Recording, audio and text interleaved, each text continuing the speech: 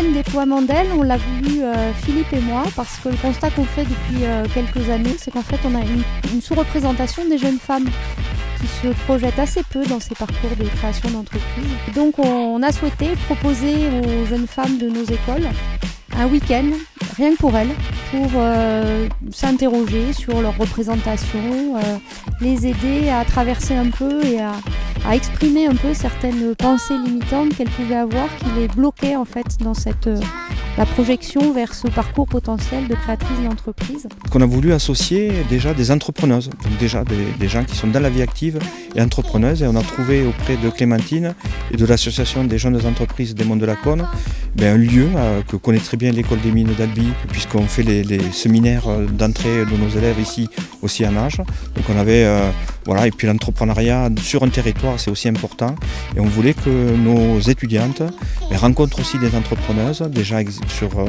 dans leur vie d'entrepreneuse, pour voilà, dédramatiser ce rôle-là, et puis qu'il y ait énormément de partage entre des jeunes et des moins jeunes, des profils très différents, ingénieurs ou artisans, etc. Pour voir que entreprendre, on peut le faire n'importe où, sur tous les territoires et dans n'importe quel domaine.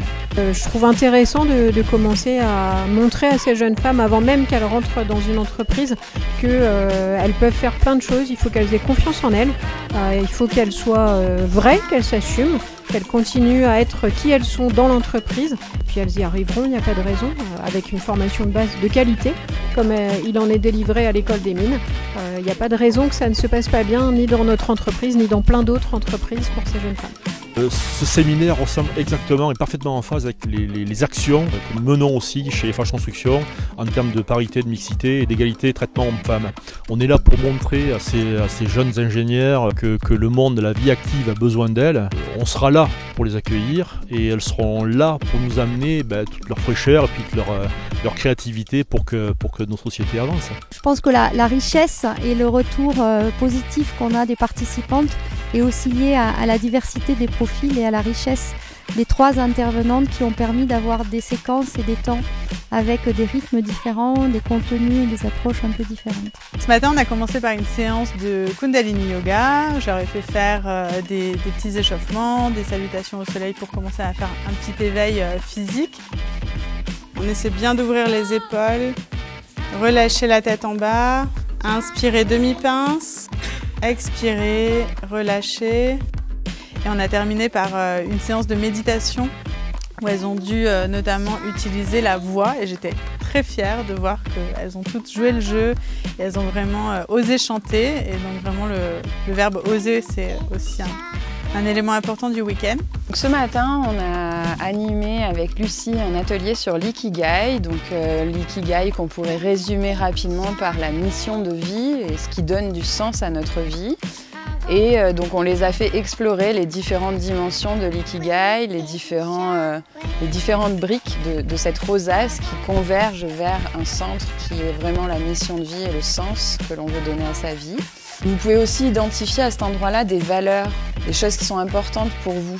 Quand on sait exactement là où on veut être et qu'est-ce qui nous anime, il y a une forme de « on ne peut plus faire comme si on ne savait pas ». Cette notion de « toute façon, je veux faire ça ».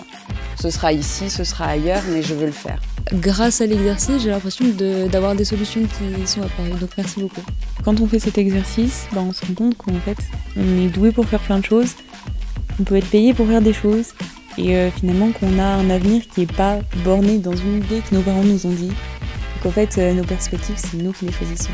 J'ai réfléchi à certains sujets auxquels j'aurais pas eu l'idée de réfléchir toute seule, et du coup c'était très intéressant. J'avais déjà fait l'exercice, mais que je n'arrivais pas à assembler.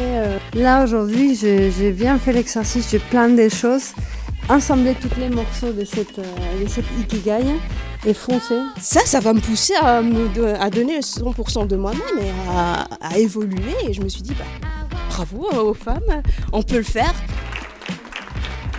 Ce que j'ai vu ce matin, c'est vraiment le déploiement d'ailes, de commencer à ouvrir ses ailes et de commencer à se laisser inspirer par tous ces échanges pour avancer sur la voie de l'entrepreneuriat. Cet après-midi, en fait, à la suite du premier atelier, les mots que j'avais retenus, c'était la confiance en soi, la peur, les risques Et j'ai voulu et préféré en fait que cette intervention soit physique pour qu'elle soit ressentie à travers les émotions, faire un peu tomber les barrières. Donc j'ai travaillé sur ce qu'on appelle la posture, l'équilibre.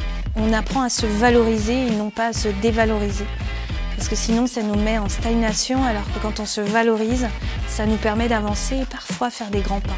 J'ai fait en sorte qu'elle se regarde et qu'elle prenne confiance en elle à travers les mots, en se disant je suis intelligente, je sais faire ça, qu'elle se valorise beaucoup plus, qu'elle puisse aussi exprimer, on va dire, leurs émotions à partir de leurs sensations. Donc je les ai mis en fait sur une planche en équilibre pour qu'elle puisse comprendre que en fait, le déséquilibre n'est toujours qu'un instant et que l'objectif reste toujours bien accroché au mur, comme on peut le voir en fait derrière, et qu'il est toujours important et qu'on arrive à trouver l'équilibre tout en gardant et maintenant son objectif. On travaille sur la diversité, on travaille sur l'inclusion, sur tous ces nouveaux concepts d'accompagnement des jeunes dans l'accomplissement de leurs projets personnels et professionnels. Ça fait partie de nos missions en tant qu'école de l'Institut Mines Télécom. Et donc on veut vraiment les aider, on veut les accompagner à surmonter certaines barrières, notamment psychologiques, pour les aider à se lancer, à croire dans leurs projets et surtout donner confiance à ces jeunes générations qui feront l'avenir, qui changeront en fait le monde de l'entreprise.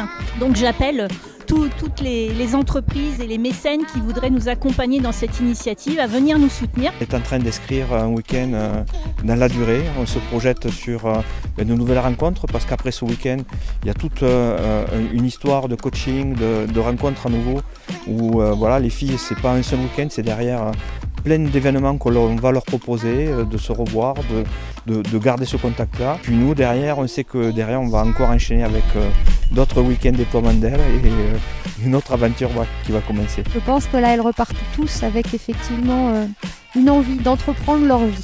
Voilà, quel que soit le parcours dans lequel elles vont s'engager.